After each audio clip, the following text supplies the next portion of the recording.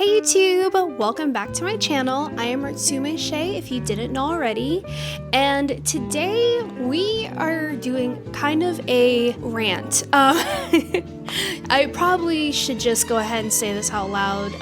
This is going to be a bit of a rant, but I think it's something that has really come up slowly and has kind of been, all around us for a very long time. And that is our attention spans are being threatened, and I don't care if I'm going to sound like a boomer in this video, but overall I'm ready to say my stance and really kind of discuss some things that I think we all should hear, whether you are a consumer of media or a creator. Just something we need to talk about, because I'm starting to hear sentiments online that I'm not super happy with. So this is going to be a very my opinion type video, so I hope that you guys stick around, and I'll try to keep it as lighthearted as possible, because at the end of the day, any form of media that you consume, there is something that you get out of it. But at the same time, I think that the media that we are consuming is being threatened by a lot of outside forces, and we just need to remember to not get kind of carried away by the riptide, and be able to intelligently and intentionally watch, read, and consume these different things. So this is definitely going to be a different type of video than I usually do, but if that's something that interests you, then please keep watching. As a creator of videos, a creator of comics, an artist, of course that is the type of stuff that I usually talk about, and today that's kind of gonna be a little side quest of that usual stuff. So please do stick around, and if you are interested in more types of various topics, then subscribe to the channel. And if you watch this video and you also really like what I have to say, then definitely consider giving it a like. Giving it a like is free, and giving it a like lets me know that I'm not just talking to the void.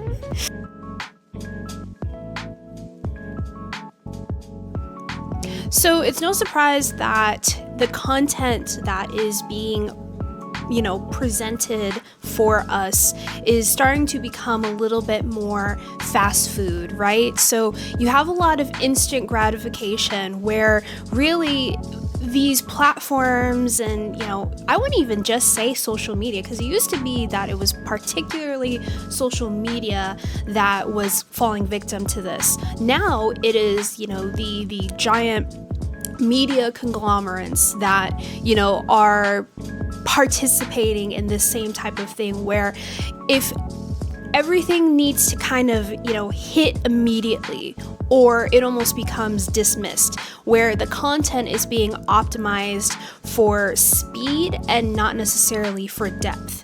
Something that is very, very, very evident of this is the fact that the term coined second screen experience is something that is becoming more and more evident, specifically by Netflix. So sorry, I hope that this video doesn't become censored because I name drop them. But the idea of the second screen in reality has kind of been a thing for a very long time, and I will go ahead and say I'm not necessarily anti second screen, because think about it like this: as an artist, as somebody who I like things in the background, many of us do, the idea of a second screen experience is not foreign. I'll put some YouTube videos on in the background. My video at this very moment is possibly a second screen experience for you, the person who has it on in the background. The idea of a second screen experience is not necessarily a negative, but I think what we're starting to see is that second screen experience seeping into what is narrative, or what is actually implied and designated to be something that you sit in front of the screen and you actually watch and you participate in. Your brain and your neurons, they, you know, are activating, and that's something that is supposed to happen. You know, I feel like a lot of not a lot, but there are starting to pop up more and more shows that are falling victim to this, where it's a show and they say everything out loud, because guess what? The person who's watching this possibly are going to be on their phone. So they're not going to be able to see the very subtle acting that is happening on the person's face. So instead of them showing that they're displeased, they have to, in their dialogue, say they are displeased. Reality TV shows, for example, you know, for me, I know that there's, I love culinary class wars. We like to call it Cooking 100 because it's basically like Physical 100. But this show is something that is very entertaining, but at the same time, the stakes of the story aren't that high, where I can have it on in the background and I can look up from my phone or look up from what I'm doing whenever I'm like interested in actually seeing the thing. Of course, it involves food, so I really like looking at the food and seeing what type of creations they make. Usually it's during like the actual cooking process where I'll be kind of like eyes on the screen, but then, you know, when they get to the judging portion, I'm not really as tuned in. But, you know, those are things that are kind of implied that you're not that focused, you're not that locked in. Whereas you have things such as Elephant in the Room, Stranger Things, that at its start in the first season, it started out in a very well very well told way, because there were things that they weren't super heavy-handed with.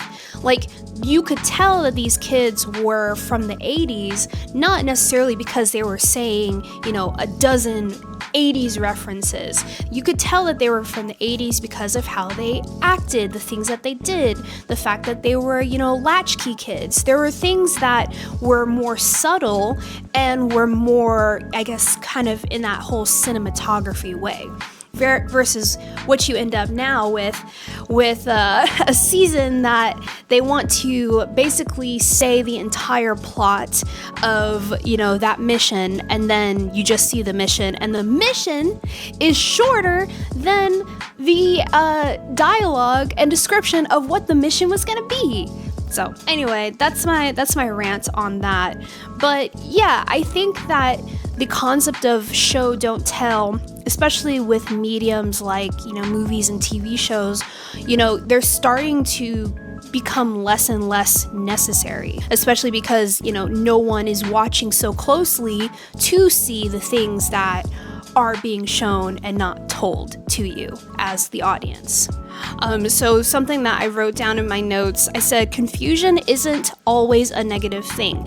It means your brain is functioning to fill in the pieces you see as missing. That's problem solving. So it's no surprise that, you know, media literacy is definitely under attack as of recent years. And one of the things that I feel has kind of brought up the topic at hand today is the idea that shows or stories, comics, things like that are starting to, I'm starting to hear the sentiment that they're too slow.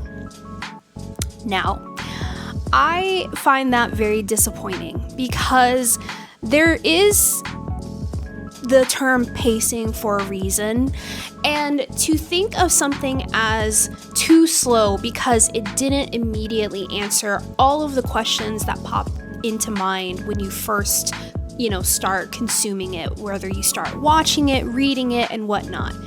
It's like, is it too slow because you actually feel like we are taking a too long of a pacing to you know, deliver on certain scenes? Or is it too slow because you actually did have questions arise, or you actually did have, thoughts come to mind, curiosities and things like that? And I'm starting to see a sentiment where people are not willing to, buckle up and enjoy the ride. They say that it's the journey, not the destination when it comes to, any type of experience, any type of gratifying experience. I noticed that there's this kind of okay, put the fries in the bag mentality. And it's sad because there's even certain things that shows and movies that I, have come out a long time ago that I've watched, and I just think about it and I'm like, man, these would not succeed today when it comes down to how quickly people need certain elements, described, or, certain things revealed to them so early. And I think that having that be the kind of default critique is actually kind of doing yourself a disservice. So someone saying, reading the first 2 episodes and saying, oh, I don't know what's happening, is kind of wild to me, because it treats that as a failure of the story.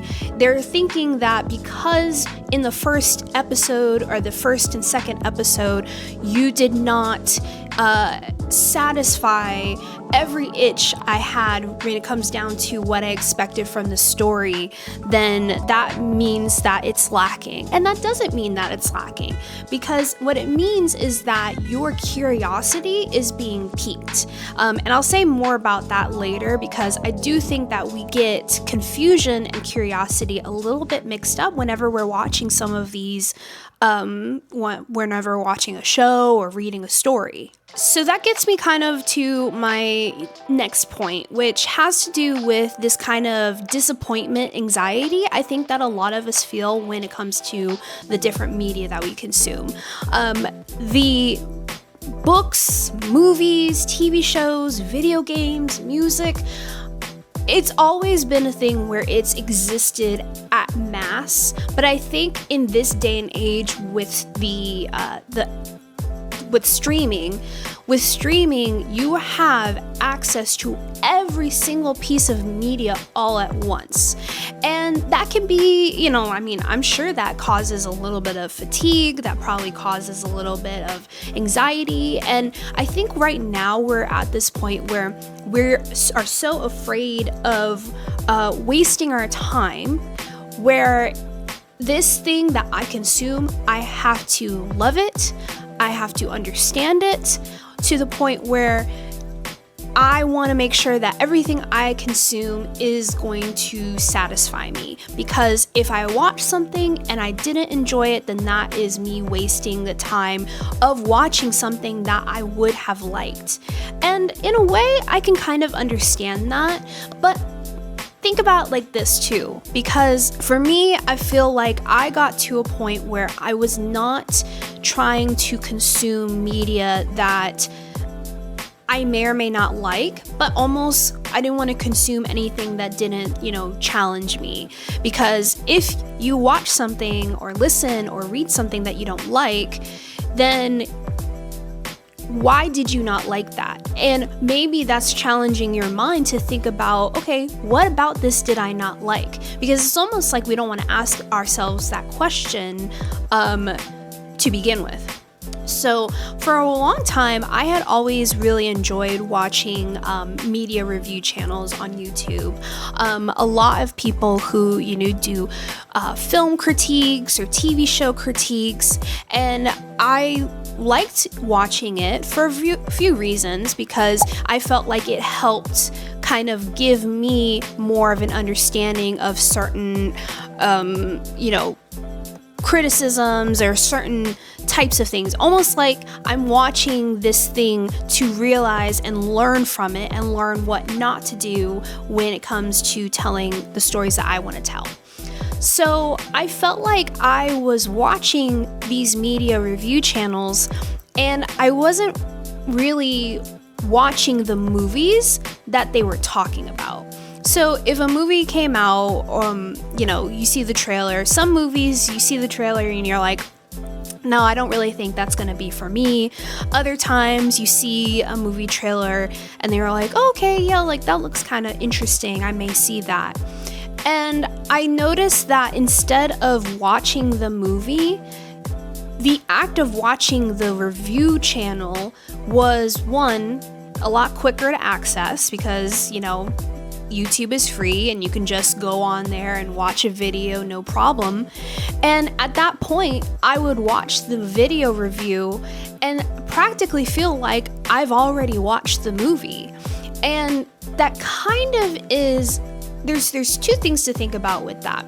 Because the first thing is that I am watching this and allowing other people to come up with their own opinions and let those opinions be mine. When in reality, I am not the same person. You know, we don't have the same life experiences. So what they take away from the movie may not be the same thing I take away from that movie as well. And then it gets to the thing where these are kind of like pre-chewed experiences, because now they gobble up the movie, chew it up, and then they baby bird it to me. And now I'm over here being like, oh yeah, this video was good, or this movie was good. There have been many times where, well, for example, I recently saw Avatar Fire and Ash, and a lot of people have kind of echoed similar things where they're like, oh, it's the same, every adaptation in the series is the same movie, just with a different lens. Or, you know, a lot of people kind of, I guess they kind of like make fun of the movie franchise because of, you know, a variety of things. And for me, it's like I had heard all of those sentiments. Then, you know, we go and see the movie and I actually enjoyed it. Like, I enjoyed it more than I thought I would. I hadn't seen any reviews about it, just, you know, being online and hearing what you hear. I liked it as much as I liked the first one. The second one wasn't so, it was okay. It kind of felt like the second one was a necessity because they wanted to introduce them to more of the Na'vi regions and things like that. But I really enjoyed the second one. I thought that it was a good time. I thought that it was like I said, it reminded me of the first one where we had an even mix of the Avatar world coupled with the tension of the humans, but like more of that than we got in the second movie. But that being said, I feel like I was able to watch it with kind of like a clean slate, develop my own opinions, and still be able to compare my opinions to other people. So that's what I'm saying. It's like, I feel like what often happens is that we feel this kind of FOMO that happens with us being able to consume any and all media as possible, but being almost like we have this like decision anxiety where we don't want to waste our time with something, so we then listen to other people's opinions, and then they have already practically said the entire movie, the entire TV show to you. And then what ends up happening is you kind of have an idea of the movie, but you didn't actually get a chance to experience it.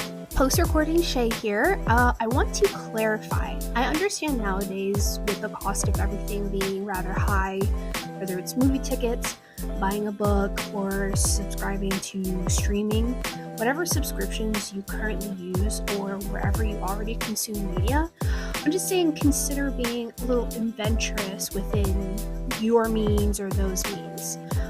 Also, anything I also recommend getting a library card so you can have access to movies, shows, audiobooks, or physical books all for free whenever you get a membership to a library. So that's something that a lot of people nowadays are doing to kind of bring down the cost of media these days. I think what we really need to do is maybe reframe disappointment, right? So there's a few things that, you know, can be taken away from when you have been disappointed by a piece of media.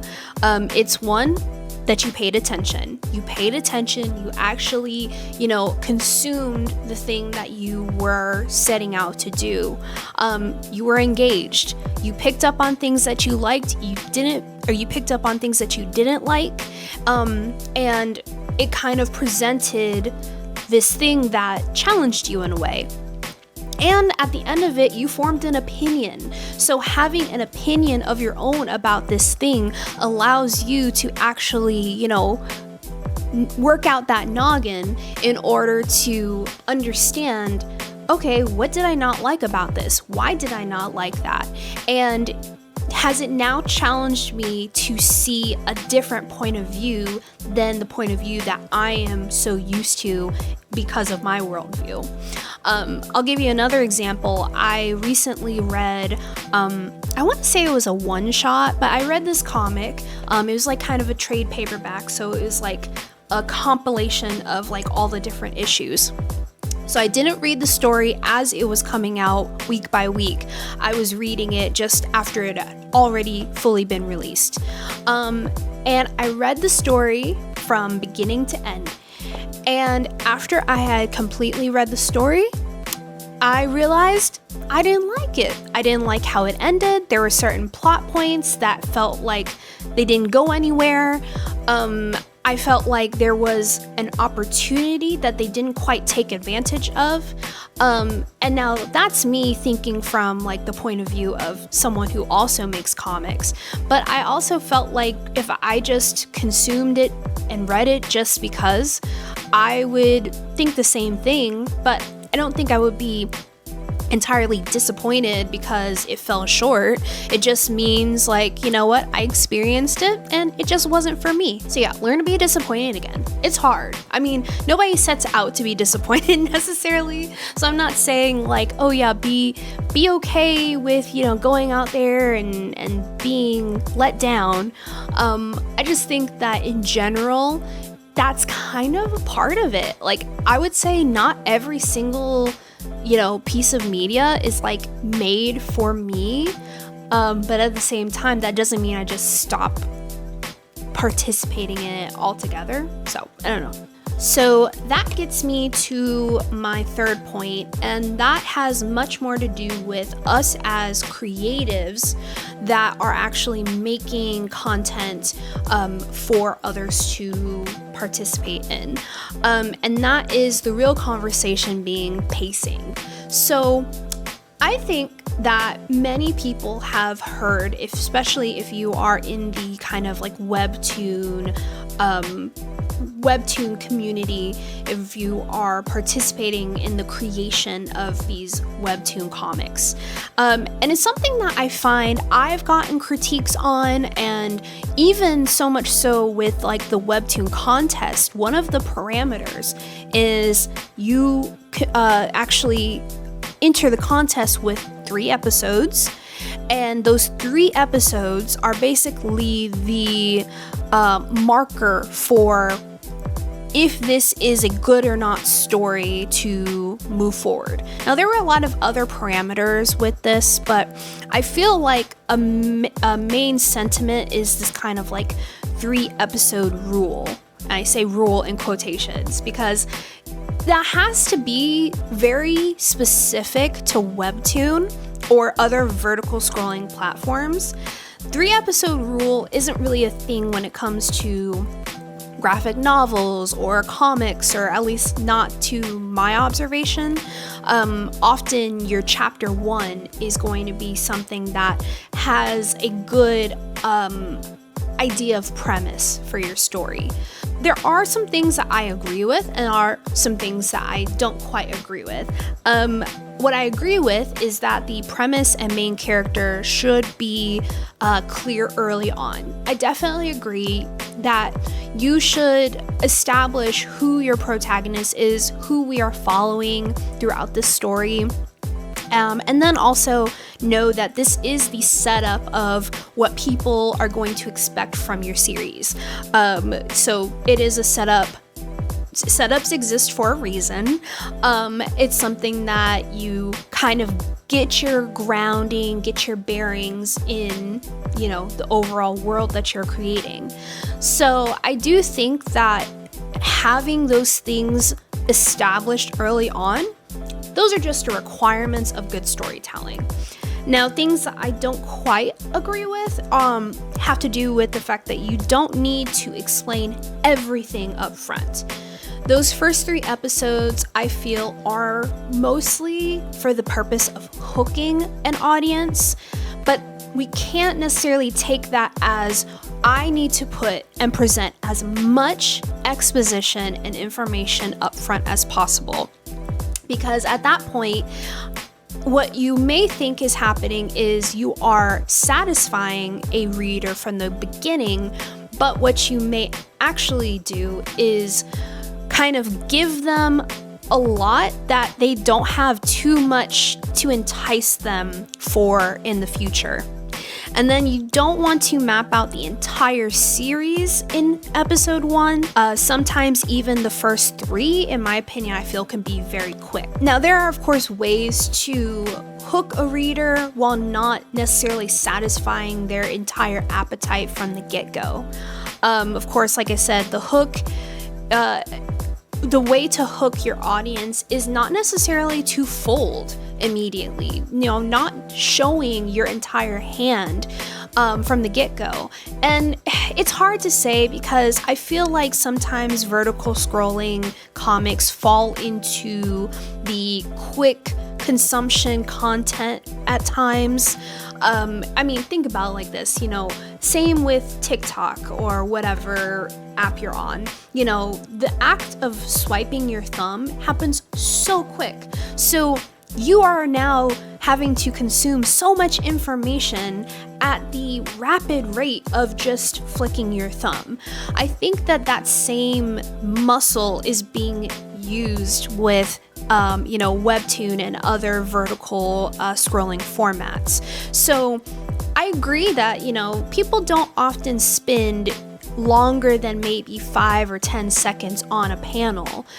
But at the same time, I feel like maybe us as readers can now digest and actually sit with how much hard work was being put into the panel, how much time and energy, and of course, I'm saying that as a person who works on comics, actually, you know, taking some attention to enjoy and like let the story breathe a little bit. And that goes for both readers and creators alike. So yeah, I always think that it's good to give curiosity room to exist. Now, I think that there is a chance of, you know, confusion. I have read stories where I've been confused on what's going on. And I don't want us to confuse being confused. I don't want us to confuse confusion with curiosity. Because if I read something and, you know, they're demonstrating this rule or this world building element and I don't quite understand what that is, then if they're actually going through the action of setting up some curiosity, they give you just a little information, they do a little bit of jingle, jingle, jingle in front of you, but then they go on to actually demonstrate a little bit of answers, but then leave a question open. I don't really think that's anything to be confused about because they answered a question and then they presented a new one. And that's kind of what good storytelling is supposed to do in the first place. Now, I think what confusion is, and these are, you know, completely valid, it's completely valid to be confused by something that you are reading or watching, is that when the stakes are unclear or the logic of the story is a little muddy. So I agree that if you read something or watch something and it's not quite clear what's happening, then I would say kind of tuck that in your back pocket and see if maybe in a few episodes or chapters that is something that is resolved. Then there you go. But at the same time, it's like, immediately wondering, especially in the first episode, I'm sorry, in the first episode or two, I have personally, I have no right to be confused by what's going on. If the premise has been clearly stated, the characters, I can see and understand why they're the protagonists and maybe even what their problem that they're solving is. I don't really think I'm entitled to expect so many answers from what it's telling me. I think that I am allowed to kind of go on that lazy river, be in the tube, and just kind of like let discovery take over. And if they come to the end of a chapter or come to the end of a part of their story and they did satisfy certain answers, then I would say that is a good time to then bring up new curiosities and bring up new things that, maybe haven't been answered. Post-recording Shae. I feel like for many indie comics, their teams are usually very small and most likely one person. That's one person coming up with the concept, the writing, and or drawing the entire story. So we as readers of indie comics should definitely give them some grace. They don't have the same resources as maybe a bigger studio. And even if they are getting paid for their independent comic, they usually aren't being provided a team of people. So how do you actually hook an audience? As a creator, is there ways to hook them where you're not presenting too much information? Absolutely there is. So some of the things that I would say are actionable storytelling when it comes to super early on. Make the stakes immediately clear. So make the stakes recognizable, make them clear, but maybe don't present everything as far as the world that these stakes are taking place in. Have it where you have a little bit of exposition to maybe set it up, but understand that the stakes themselves are what we are now buckling up and going for a ride for. Something also to consider is utilizing a technique called in medias res, which is going to be you dropping us into something, whether it's a tense or emotionally charged moment. So basically, in medias res translates to in the midst of things, I believe.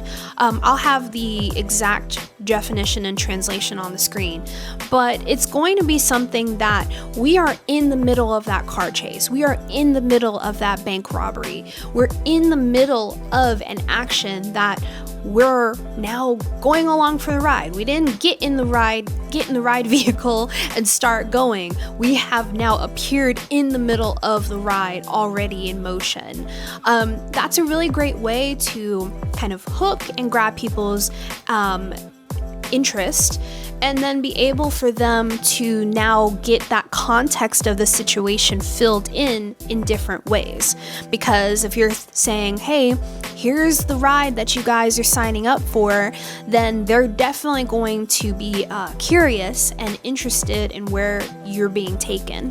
Also consider prioritizing emotional conflict and not just plot. So thinking about actually allowing for the tension and the conflict of your character's emotions to shine through, because if we see that a character is in turmoil, then we're definitely going to be interested in how that turmoil is resolved. Also consider using an unreliable narrator.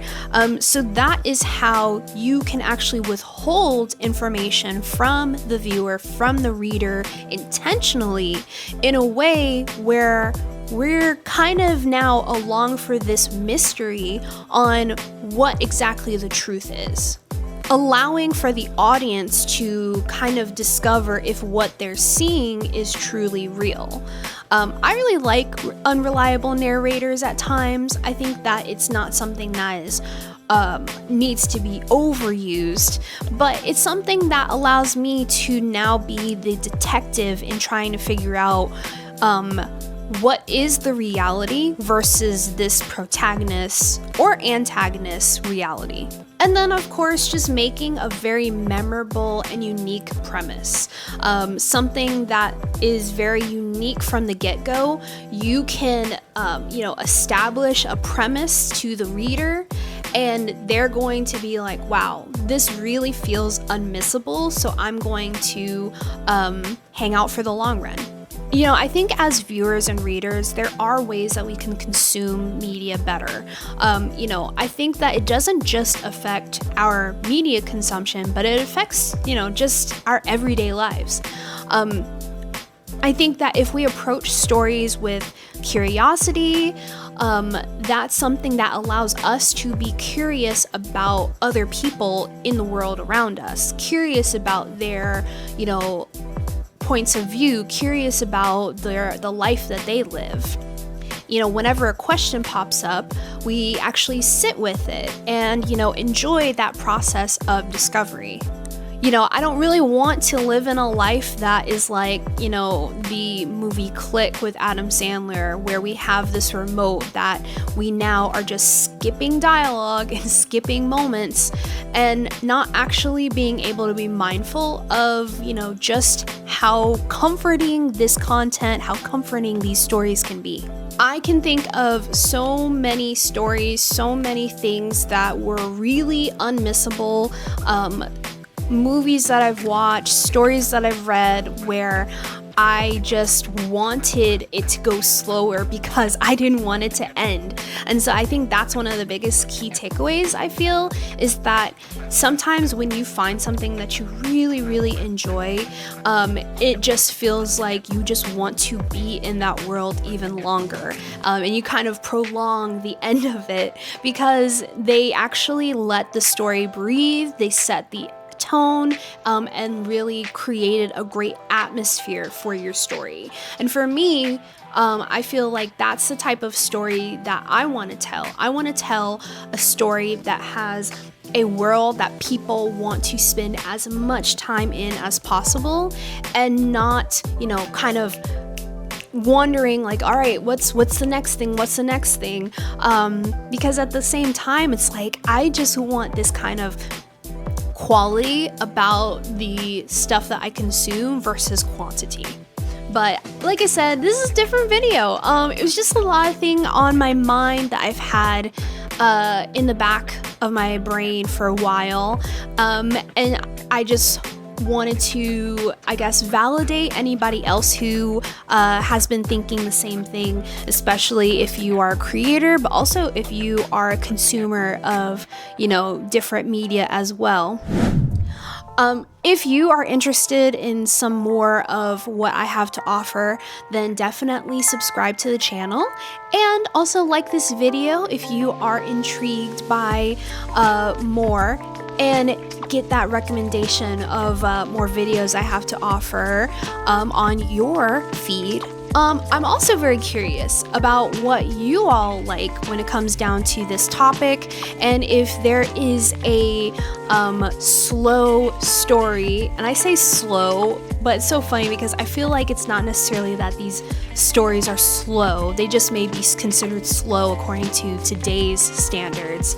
But definitely let me know what your favorite piece of media is that might be considered slow by today's standards. I mean, I am seeing a lot of things come out that push against the grain and definitely challenge those initial thoughts of something being too slow. I think of two shows, one being Pluribus and then the other one being Severance. Those are two shows that the whole premise is uncovering a mystery, uncovering a problem to be solved.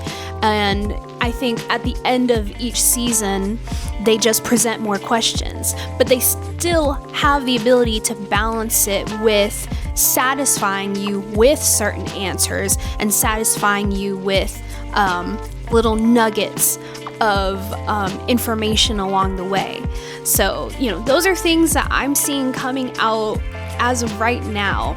So slow media is not going anywhere, And I think that it's just becoming more and more of an enriching experience, especially after people are kind of tired of, you know, watching 10-second videos on their feed over and over again.